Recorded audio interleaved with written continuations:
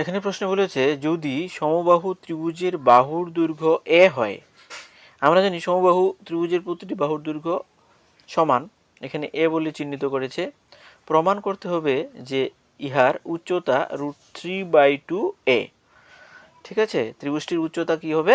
√3/2 এ। এটিকে আমরা প্রমাণ করে দেখাবো।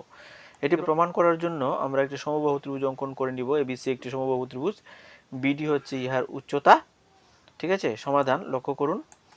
এবিসি একটি সমবাহু ত্রিভুজ, এখানে দেওয়া আছে এ বি বিসি এসি, এই তিনটি বাহুই এ, এই তিনটি বাহুর মাপই এ।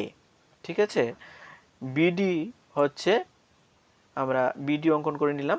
বিডি হচ্ছে উচ্চতা, যেটি BD is perpendicular to AC. এখন আমরা এই দুইটি সমকোণী ত্রিভুজ পেলাম। এই দুইটি সমকোণী ত্রিভুজ থেকে আমরা কি কি পাই, বা এই দুইটি সমকোণী ত্রিভুজ যদি আমরা সর্বাঙ্গ সম দেখাতে পারি, তখন কিন্তু আমরা এই প্রমাণটি অনায়াসে করতে পারবো। এখানে এডিসি সমকোণী ত্রিভুজ এবং বিসিডি সমকোণী ত্রিভুজ, এটি বিসিডি।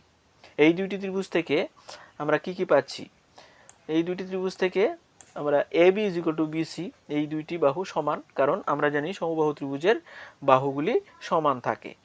এবং বিডি হচ্ছে উভয় ত্রিভুজের সাধারণ বাহু।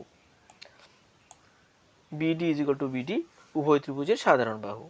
এবং এই ডি কোণ অর্থাৎ বিডিএ বা ADB is equal two BDC, অর্থাৎ এই দুইটি কোণই কিন্তু 90 ডিগ্রি।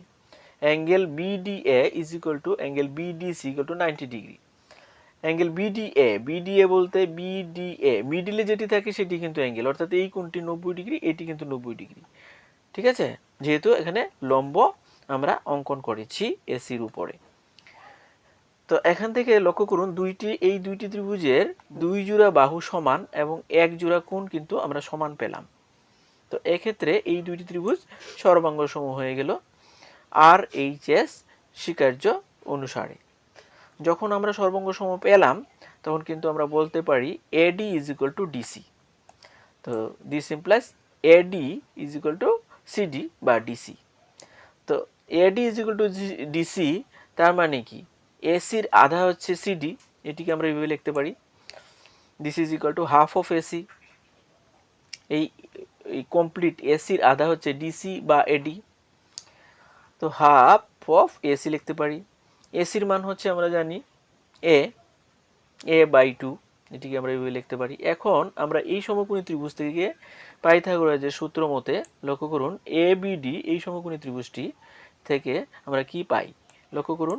পাইথাগোরাসের সূত্র মতে AB square is equal to AD square plus BD square হবে। এখানে যদি আমরা মানগুলি বসাই, এটি হচ্ছে অতিভুজ, এটি হচ্ছে উচ্চতা এবং এটি হচ্ছে ভূমি, তখন আমরা কি পাবো? AB square is equal to A square লিখতে পারি। এই বিডি স্কোয়ারটি এখানে লিখে রাখলাম। AD square is equal to a/2 whole square লিখতে পারি। এখানে আমরা পেয়েছিলাম এডির মান হচ্ছে a/2। ঠিক আছে, এটিকে সমাধান করলে আমরা কি পাবো লক্ষ্য করুন। এটিকে সমাধান করলে BD square is equal to A square minus A square by 4 পাবো। তো এটিকে সমাধান করলে লসাগু নিয়ে নিলে 4 হবে লসাগু, এখানে 4 দিয়ে মাল্টিপ্লাই করলে 4 স্কোয়ার মাইনাস এ স্কোয়ার। ঠিক আছে, এটিকে সমাধান করলে আমরা পেয়ে যাব, এখানে লক্ষ্য করুন 4 স্কোয়ার মাইনাস এ স্কোয়ার, তার মানে 3 স্কোয়ার ডিভাইডেড বাই 4। এটি কিন্তু বিডি স্কোয়ারের মান আমরা পেলাম 3/4 এ স্কোয়ার। তো আমাদের এই বিডির মান দরকার, বিডি স্কোয়ার নয়। তো দিস ইমপ্লাইজ বিডি হবে, এটিকে রুট করলে √3, 4কে রুট করলে 2 পেয়ে যাব, এ স্কোয়ারকে রুট করলে আমরা এ পেয়ে যাব। এটি হচ্ছে আমাদের বিডি বা এই সমবাহু ত্রিভুজটির উচ্চতার মাপ। এটি প্রমাণ করতে দিয়েছিল। আশা করি সবাই বুঝতে পেরেছেন। ধন্যবাদ থাকলো সবাইকে।